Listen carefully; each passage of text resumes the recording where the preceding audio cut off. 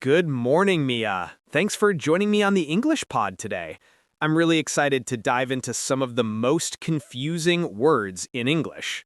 Good morning, Leo. It's great to be here. I think this is a brilliant idea.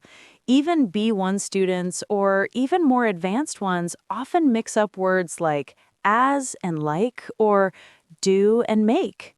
Absolutely. Let's start with a classic. As versus like. Mia, can you explain the main difference simply? Of course. Basically, we use like to show similarity or what something resembles.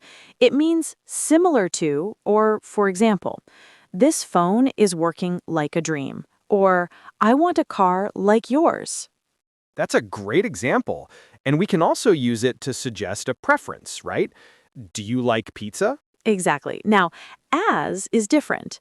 We use it to talk about function, role, or profession. It means in the role of or because. For example, I work as a teacher, or I used my jacket as a pillow. A perfect distinction. So if I say, she sings like an angel, I'm talking about the quality of her singing. But if I say, she works as a singer, I'm talking about her job. You've got it. Now a question for you. Is it correct to say she is tall as a giraffe? No.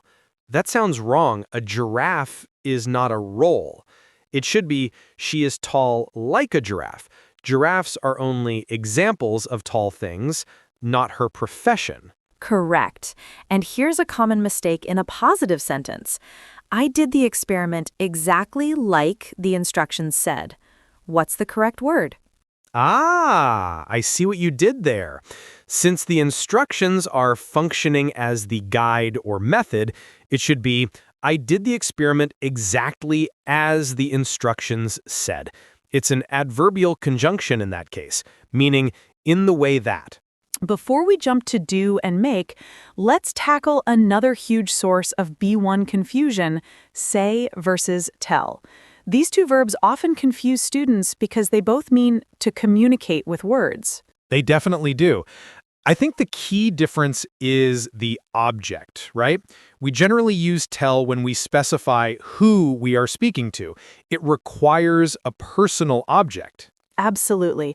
When you tell something, you are telling a person.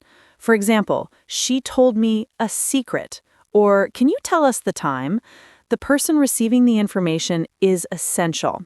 We also use tell for information like stories, jokes, or lies. He told a terrible joke. That's really clear. Now, say is simpler. It focuses only on the words being spoken. The person receiving the message is usually not included, or we use to if we must include them. Precisely. It's all about the content. He said goodbye, or she said she was tired. If we add the person, we must use to. He said hello to the class. Let's try an interrogative test. Is this sentence correct? Did you say him the answer? No, that's a classic mistake.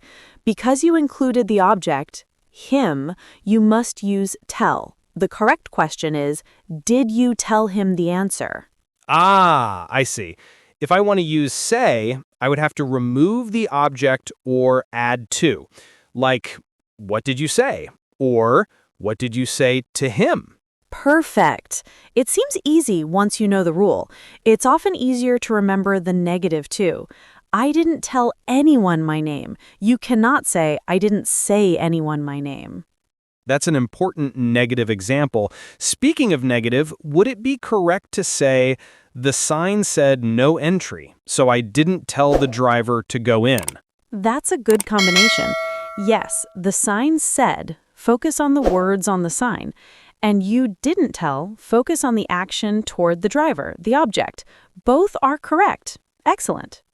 All right, let's move on to the infamous pair do versus make. This one confuses everyone. It does. My simple rule is we use make when we create, build, or produce something that wasn't there before. A physical or concrete thing or a decision or plan. For example, I will make a cake Or did you make a decision about the trip? That's helpful. And do we use for actions, tasks, or activities. Things that are not creating a new object. Things like responsibilities or general activities. Precisely. Things like, I need to do the laundry. Can you do me a favor? Or a general activity like, what are you doing this weekend? Let's try some examples. If I say, I really need to make my homework, is that correct? Nope. Homework is a general task or activity you complete, not a new object you produce. It should be, I really need to do my homework. Good correction. What about, why don't you do a suggestion for dinner? A suggestion is a new idea or proposal that you produce. It's an action that creates something new, an idea. So it should be, why don't you make a suggestion for dinner? We also make a promise, make a phone call, or make friends. That really clears up the difference between the task, do, and the production, make. Let's lighten the mood a little, Leo, with a pair that often causes amusing mistakes. Fun versus funny. I love this pair. It's an easy distinction to teach. Funny describes something that makes you laugh, like a joke or a comedian. It relates to humor. Exactly. It's an adjective meaning causing laughter. For example, that movie was really funny. I couldn't stop laughing. Or my dog is so funny when he chases his tail. And fun is generally a noun describing enjoyment or pleasure, like an activity. We can also use it as an adjective meaning enjoyable. That's right. As a noun, we had a lot of fun at the party. As an adjective, it was a fun day at the beach. It means enjoyable or pleasant, not necessarily humorous. So if I say the clown was very fun, what do I mean? You mean the clown was enjoyable to be around and created a pleasant atmosphere, not necessarily that his jokes made you laugh. If you mean he told jokes, you should say the clown was very funny. Interesting. So a person can be fun to hang out with even if they aren't funny. Precisely. Now, a negative question, is it correct to say, wasn't that party funny, when you want to ask if it was enjoyable? No. That would mean, did you not find the party humorous? To ask if it was enjoyable, you should say, wasn't that party fun? Correct. And here's a positive example. The English lesson was so much fun that I didn't even notice the time passed. That means it was enjoyable and engaging. We should always aim to make the learning process fun. That's a great transition to our next pair, which relates to transactions. Borrow versus lend. Another classic B1 mix-up. This one is easy to explain if you focus on the direction of the action. Borrow means to take something from someone temporarily, with the intention of returning it. The action comes to you. So the person who needs the item borrows it. For example, can I borrow your umbrella? I left mine at home. Yes. And lend is the opposite. It means to give something to someone temporarily. The action goes away from you. So the person who has the item lends it. I will lend you my umbrella, but please bring it back tomorrow. Perfect. A common mistake is using borrow when the person means lend. Is this correct? My friend borrowed me some money. No, that sounds wrong. If the friend gave the money, they lent it. The friend lent the money to me. I borrowed the money from the friend. Excellent clarification. The prepositions to and from are very important here. All right, let's try a negative sentence. Is it correct to say, I didn't lend the book because she never returns things? Yes, that's perfectly correct. You didn't give the book out temporarily. What about a question? Will you borrow me your car for the weekend? Since you are asking the person to give you their car, you should use lend. Will you lend me your car for the weekend? You are the one who will borrow it, so you ask if they will lend it to you.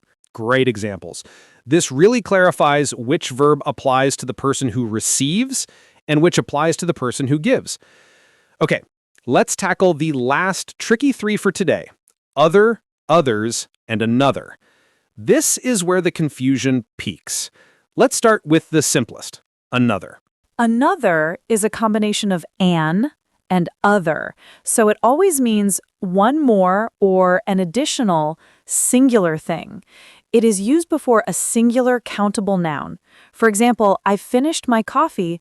I'd like another cup, please. Easy enough. Now for other. Other is an adjective that is used with plural nouns or uncountable nouns. It means different or the remaining ones. For example, are there any other books you'd recommend? Plural. Or do you have any other